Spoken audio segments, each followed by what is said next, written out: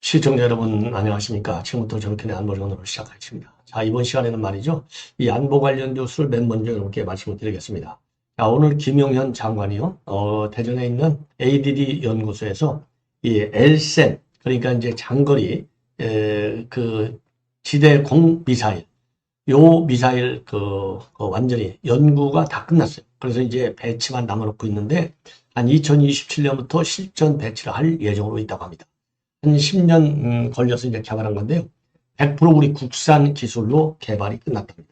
어마어마한 사실상 이제 성공작이라고 볼 수 있는데, 그래서 제가 이건 우리 이제 안보 다루는 사람들뿐만 아니라 우리 국민 입장에서도 그러지 않아도 북한이요, 이 핵 미사일을 갖다가 고도화시키는 바람에 우리가 이 북한이 이제 미사일을 한꺼번에 쏠 때 과연 우리가 요격 체계를 제대로 갖고 있느냐, 이런 어려운 그런 이제 불안이 좀 내재되어 있었는데, 요번 LSAM 개발이 성공함에 따라서 이제 다층적인 요격망을 갖추는데 아주 굉장히 큰 진전을 이뤘다, 이런 평가를 받고 있어요.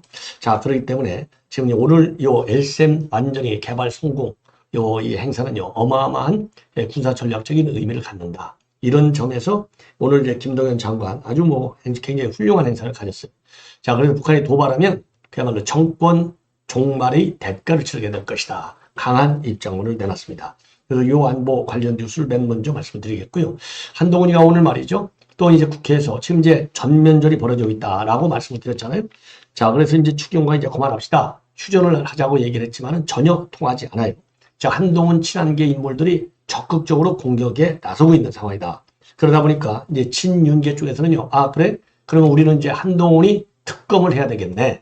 한동훈이 단순하게 무슨 해당령이 이런 차원이 아니라 그러면 우리도 특검을 해야 되겠다. 그래서 이 한동훈 특검론으로 지금 맞대응하고 있는 상황이 되겠습니다. 자, 이제 이러다 보니까요, 한동훈이가 오늘 기자들을 만났는데 기자들이 이것저것 이제 질문하니까 도망가 버렸어요. 아무 말도 안 하고 그냥 바로 사라졌습니다. 자, 이게 좋은 의미로 보면 전략적 모성을 딱 보여갖고 본인이 휘두를 수 있는 카드를 갖다가 최대한 늘려보겠다, 이런 계산이지만, 이건 이재명이 하는 얘기죠. 당당하면 당당하게 입장을 밝혀야지, 그야말로 아군끼리 무슨 카드를 감추고 이것 자체가 아주 졸렬한 자세가 아니냐, 이렇게 비판받지 않을 수 없을 것 같아요. 그리고 민주당의 못된 인간 중에 하나가 누굽니까? 사성 장군 출신에 이런 것들이 무슨 사성 장군이라고, 다른 사성 장군 출신들이야 아마도 이런 인간들 때문에 아마 어마어마하게 존심이 상 것 같아요. 김병주입니다, 바로 이름하여. 요 인간이요, 매일같이 김동연 장관 때리지, 그 다음에 윤석열 장관 때리지. 왜냐하면 명비어천가를 불러야 되니까, 방탄을 쳐야 되니까요. 자, 그런데 이번에는 또 뭘로 사고를 쳤느냐? 최근에 9월 달에 평일날 윤 대통령이 골프를 쳤다. 아니 대통령이 골프 치고 아무리 골프 치다 해도 미국 대통령들은 공식적인 행사가 있을 때 주중에도 치죠. 더군다나 윤 대통령은 공식 행사를 하더라도 공식 행사로 골프 칠 대한민국의 대통령이 어디가 있겠어요. 왜? 미국의 골프 문화하고 대통령 이런 문화하고 한국하고는 판이하게 달라요. 이건 상상을 못하는 겁니다. 더군다나 지난 9월달이면 이재명이 요게, 그 다음에 찐병들이 온갖 탄핵이니 중도 하차니 난리를 치는데, 이 윤 대통령이 바보냐고요. 골프를 치게. 안 치죠, 당연히. 그런데 평일날 골프 쳤다 오늘 난리를 치고 공개적으로 밝히라고 그랬어요. 딱 사진 한 장이 그냥 정리해버리는 겁니다. 사진 한 장. 그날 9월 5일 날인데 광주에서요, 민생 토론을 가졌어요. 그 모든 언론에 다 나와 있잖아요. 그러니까 언론에 나온 이거 요즘 네이버나 다음 포탈 들어가면 다 나오잖아요. 만약에 9월 5일 날인가 며칠 날 윤 대통령이 평일날 골프 쳤어. 그러면 9월 5일 포탈 사이트 들어가서 치면 윤 대통령이 뭐 했는지 싹 다 나와요. 요것도 안 하고 제보 받았다. 아니, 제보 받자마자 까는 이런 무책임한 인간이 어디가 있어요.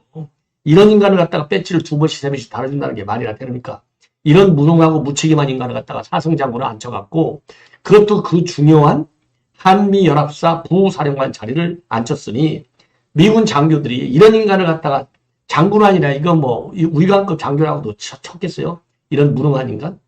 야, 정말 이런 인간이요, 이 군 전체의 명예를 회수하는 거예요. 그래서 이거는 뭐 대통령실도 아니다 부인했는데, 부인할 정도가 아니라 시민단체 여러분들, 이게 한두 번이 아니지 않습니까? 한마디로 싸가지가 없는 거죠. 예.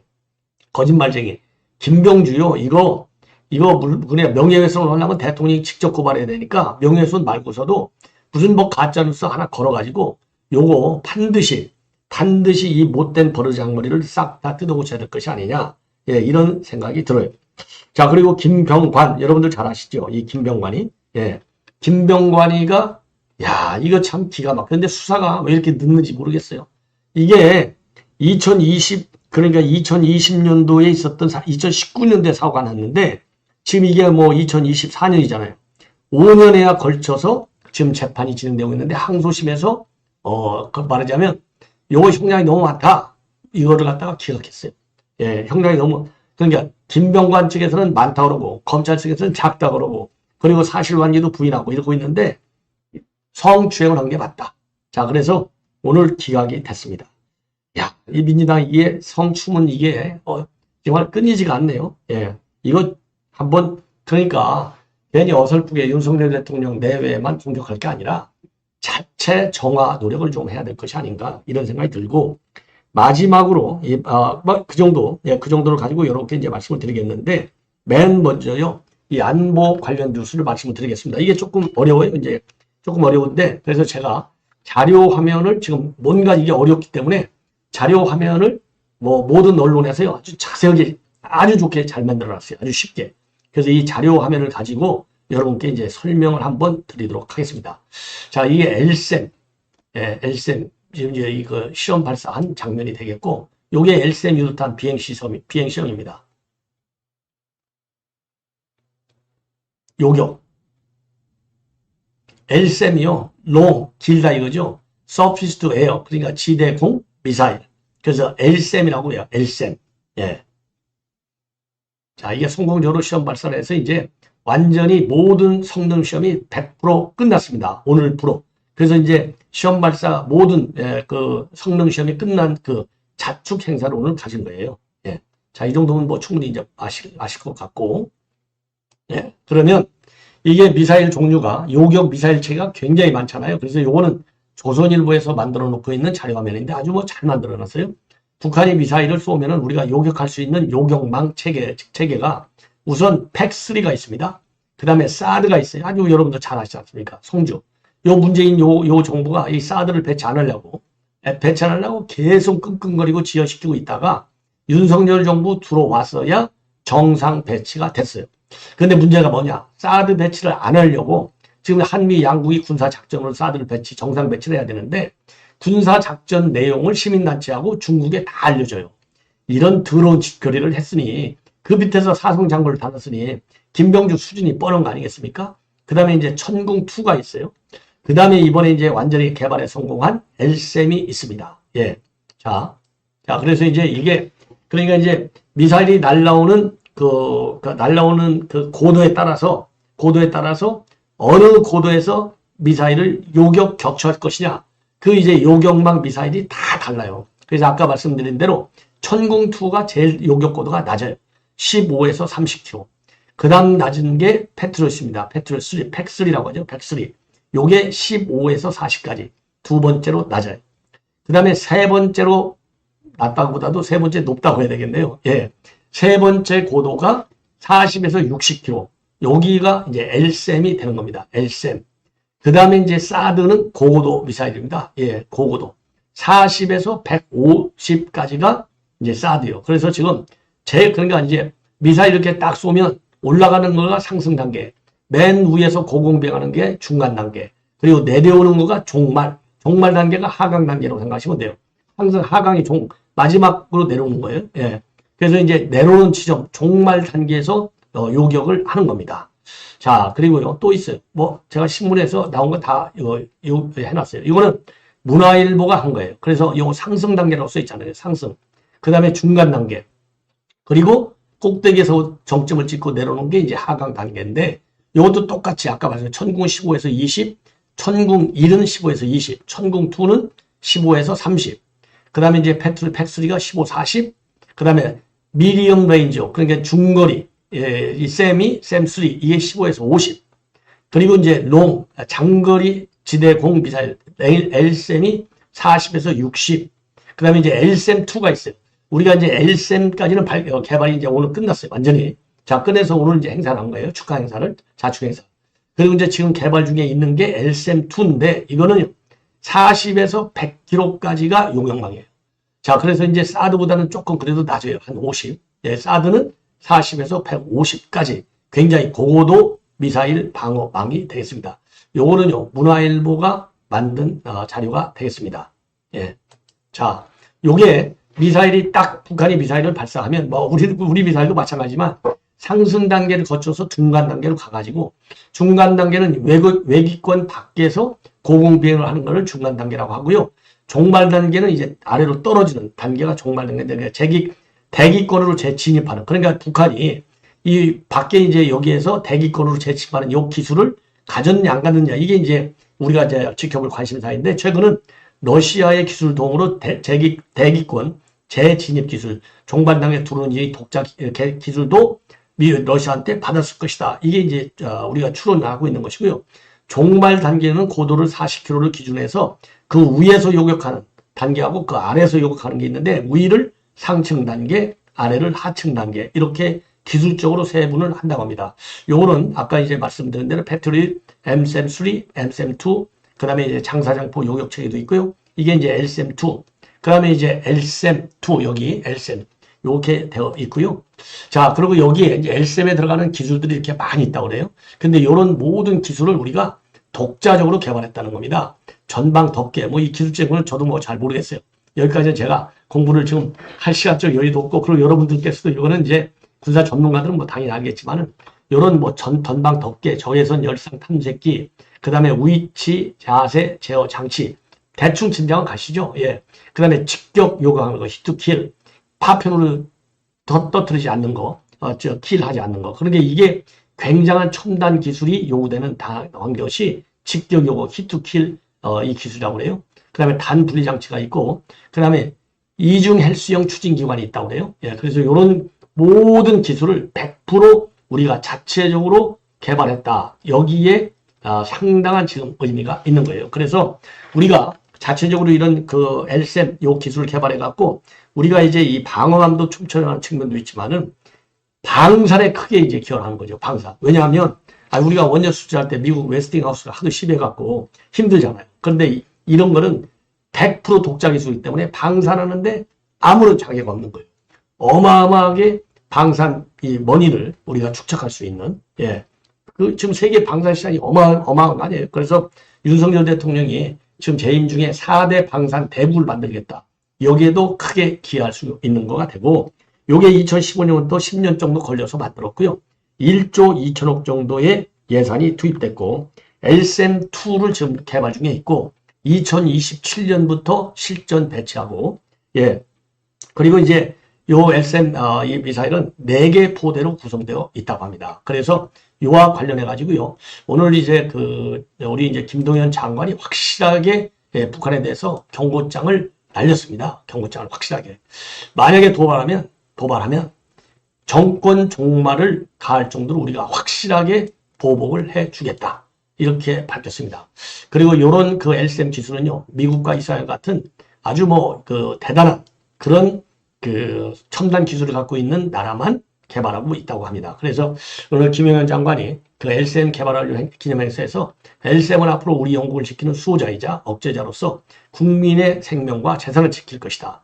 북한이 미사일 도맹을 감행하더라도 우리 군의 견고한 방어망을 뚫을 수 없고 도발로 얻는 이익보다는 정권 종말이라고 하는 큰 대가를 치르게 될 것이다. 윤 대통령도 축전을 보냈어요. 그래서 개발 종료를 축하하고 노고의 사의를 표명했다고 합니다. 자, 이 정도면은 여러분들께서 말이죠. 충분하게, 이 어느 정도로 이게 큰 역할을 하는지. 자, 그래서 아까 말씀드린 대로 적외선 영상 탐색기, 이중 펄스형 추진기관, 단분리 장치, 능동 위상 배열 레이더, 지금 에이사 레이더라고 하잖아요. 그 다음에 탄도탄 교전총대, 이런 고난도 기술을요, 우리 연구원들이 100% 자체 개발 연구에 성공했다는 겁니다. 어마어마한 능력을 지금 가지고 있는 거예요. 그러니까, 예. 자, 이 정도로 해서 이제 요건 말씀을 드렸고, 그 다음에 이제 한동훈 얘기를 할게요. 한동훈. 자, 여러분들 잘 아시다시피 지금 국민의힘 게시판 논란이 지금 계속 일파만파로 지금 확산되고 있는 추세죠. 굉장히 참 안타까운 일인데, 그래서 지금 김건희 여사 특검과 관련해서 한동훈이가 최근에 심경의 변화를 이야기했다. 그래서 우리도 이탈표 조금만 더 나오면 이탈이 되는데 18명만 나오면 우리가 이탈할 수도 있다. 이렇게 이제 겁박을 한 거예요. 겁박. 요것이 정성국이라고 하는 사람의 입을 통해서 맨 먼저 나왔고, 그리고 이제 이어서 김종혁, 신조가 이제 마이크를 더 키우고 돌아다니고 있는 상황입니다. 그러니까 이제 친윤계에서 그래 그거는 해당 행위야 이렇게 얘기를 했지 않습니까? 자, 그럼에도 불구하고 해당 행위 좋아하시네. 여기 콧방귀도 안 껴요. 그러니까 지금은 그러면 한동훈이 특검하자. 한동훈 지금 조국이가 한동훈 특검 1호 뽑아를 지금 내놓고 있지 않습니까? 예, 그래서 지금 이제 친윤계하고 당 안에서는요, 이거 완전히 공멸하자는 건데, 친한계가 이 특검표에 찬성해 말도 안 되는 것이다. 자, 그러면서 장해찬이가 지금 계속 이거를 하고 있어요. 그야말로 특검을 한다고 하는 것은 민주당한테, 이재명한테 지금 갖다 바치는 건데, 만약에 특검이 통과되면 한동훈이 정치 생명이 맨 먼저 끝난다. 그리고 마치 약점 잡은 조폭처럼 툭 하면 특검으로 협박하는데 흔들릴 필요가 전혀 없다. 아직 회수되지 않은 한동훈 관련 특검을 하면 훨씬 더 많이 나은 점이 있다. 민주당의 한 대표 특검은 봐줄 것 같냐? 이렇게 이제 지금 시비를 다시 하고 있습니다. 자, 그래서 지금 이런 논란이 지금 계속 제기되고 있고 커지고 있는 상황인데, 오늘 기자들이 말이죠. 국회의원 회관에서 무슨 세미나가 있었느냐? 무인 전투기 개발 어디까지 왔나? 요 세미나가 있었어요. 그러니까 이제 한동훈이가 거의 당연히 참석을 했죠. 그러니까 기자들이 질문했습니다. 몇 가지. 그런데 기자들한테 답변을 안 하고 그렇게, 기자들 얼마나 말을 천상뉴스 잘해왔어요. 근데 그냥 도망가 버렸어요. 뭐라고 질문했느냐? 김 여사 특검법에 대해서 당내 기류 변화가 있냐? 이탈표 전망을 어떻게 보느냐? 예. 그리고 친윤계에서는 당원 게시판 논란과 관련해서 자중하자는 목소리가 나온다. 이런 거에서 이제 의견을 물었는데요. 단 한마디도 안 하고 그냥 싹 사라져 버렸다고 합니다. 예. 왜 그러냐? 지금 이제 어제서부터 이게 한국일보가 맨 먼저 이거를 터뜨렸잖아요. 한동훈의 심경 변화, 김건희 여사의 특검법에 찬성표 던질 수도, 요게 이제 한국일보가 어제 처음으로 터뜨렸거든요. 요게 이제 어제 일파만파 파장을 커지면서 가는 족족 한동훈한테 질문했어요.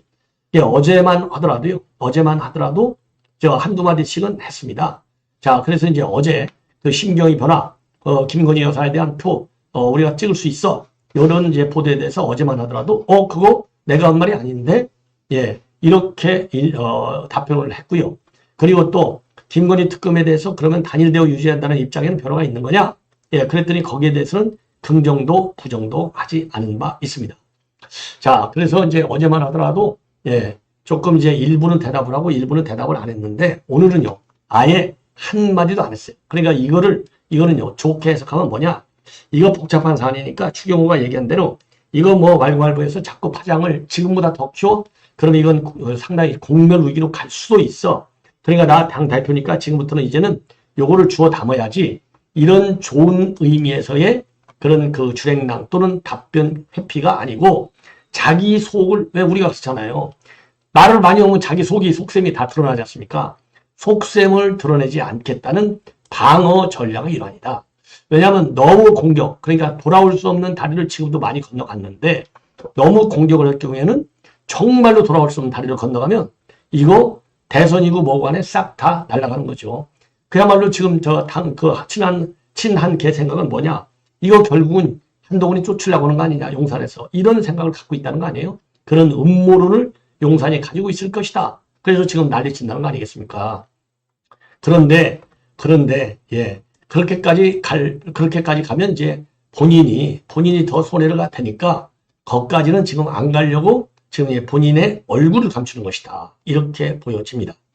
예. 그래서 이게 좋은 의미로 아무 말도 안 했다. 이런 해석을 받을 수 있도록 지금부터라도 사실만 밝히면 되잖아요.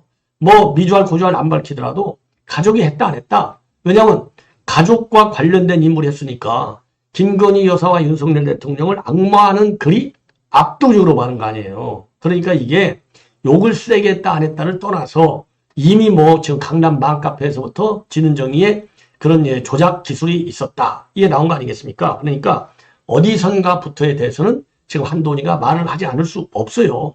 이게 지금 휴전한다. 그래서 이게 휴전이 될 것 같습니까? 아니 언론이 지금 국민의힘에서 이제 우리가 다 휴전하기로 했다고 언론이 이거를 폭로하지 않겠냐 이 말이에요. 계속 폭로하지. 계속 폭로하고 그걸 민주당이 또 키울 텐데 이게 조용히 있는다고 있어질 것이냐. 대한민국 언론의 속성을 볼 때 그리고 지금의 현 정치 상황을 볼 때 그래서 이거는 시간이 걸리더라도 이거를 다 깔 수밖에 없다. 예, 그래서 법률적 책임까지 정치적 책임 플러스 누군가는 반드시 져야 된다. 이렇게 판단이 됩니다. 자, 이 정도로 하고요. 이것만 하려고 해도 또 시간이 많이 가니까 요 김병주 인간 같지도 않은 요런 인간. 예. 요게 오늘 말이죠. 최고위에서 이것도 뭐 지나가다가 기자한테 얘기한 게 아니라 최고위가 뭐예요? 민주당의 최고이사 정책 결정 기관이잖아요. 여기에서 얘기를 한 거예요. 그러니까 이거는 공식적으로 폭로한 거예요. 뭐라고 폭로했냐? 지금 자기네가 제보를 받았다는 겁니다. 지난 9월 5일 날 해병대 골프장에서 골프를 즐겼다. 이날은 휴일이 아니고 평일이다. 합참은 그날 북한이 오전 9시부터 대남 5월 풍수를 띄우고 있다고 밝혔고 수도권 일대 시민들에게는 재난 문자가 발송됐다. 국군 통수권자가 이런 상황에서 주말도 모자라 평일까지 골프를 즐겨야만 했는가. 평일 골프 제보가 사실이 아니라면 대통령실은 납득할 만한 해명을 내놓기를 바란다. 그런데 어제는 국방위원회에서 김동연 장관을 공격을 했어요. 윤 대통령이 지난 8월 여름 휴가 때 추장적이던 군 골프장을 구룡대 골프장을 갖다가 열은 거 요거를 이제 까버렸거든요. 자, 그런데 이거는 구룡대 골프 친구는 그래도 사실이에요. 사실인데 휴장 중인 골프장을 해갖고 혼자 치려고 한 게 아니라 그 대통령이 골프를 치면서 군 부사관 그 간부들 전부 치고 싶은 사람 치고 다른 족구도 하고 많은 운동을 한 거예요. 그리고 만찬도 배설하고 그러니까 이제 격려성 골프라고 볼 수 있는 거예요. 대통령 혼자 조용하게 즐기려고 친 게 아니라 이거예요. 왜냐? 더군다나 그때는 공식적으로 휴가 기간이란 말이에요. 이제 휴가 기간이라 이겁니다. 아무 문제가 없어.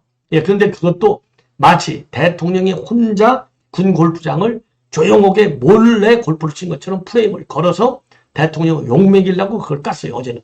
근데 오늘은 9월 5일 날, 평일 날 왜 골프를 쳤냐? 이겁니다. 예, 몰래. 야, 더군다나 북한이 5월 풍수를 내렸는데. 그래서 요거를 갖다가 사실 여부를 대통령실에서 납득할 만하게 해명을 해라? 요런 것들이요. 그냥 명예훼손 혐의로 이거 고발해버려야 돼. 배지 이것도 띄어야 되는데. 아주 악의적이니까. 이런 인간, 이런 더러운 인간이 배지를 4개, 별을 4개씩이나 달고 있었어요.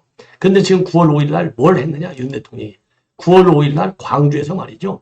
광주에서 민생 토론회를 가졌어요. 민생 토론회. 이거 온 신문에 대선 특필된 겁니다. 대선 특필. 그런데 이거를 갖다가, 아니, 제가 모두에도 말씀드렸지만, 포털 검색하면 바로 나와요. 이런 사진까지 나와요. 제가 지금 보여드릴게요. 예. 기사가 아주 자세히 나옵니다. 기사가. 자, 이거 보세요. 이게 28번째 국민과 함께하는 민생 토론회. 국민과 함께하는 민생 토론회 28번째. 첨단 기술과 문화로 미래를 티자는 광주까지 나왔잖아요. 광주까지. 예? 광주에서 민생 토론회를 이거 용산 대통령실에서 이걸 밝힌 게 아니라 언론이 그 당시에 이걸 다 보도했어요. 그러면 제보 받았으면 깔라면 책임 있는 정치인이라고 한다면 그래서 제가 묻고 싶은 게 요 김병주라는 인간은 사성 장관 될 때까지 일을 저렇게 엉성하게 했는데 도대체 얼마나 로비를 잘했길래 사성 장군까지 이런 무능한 인간이 되냐 이 말이에요.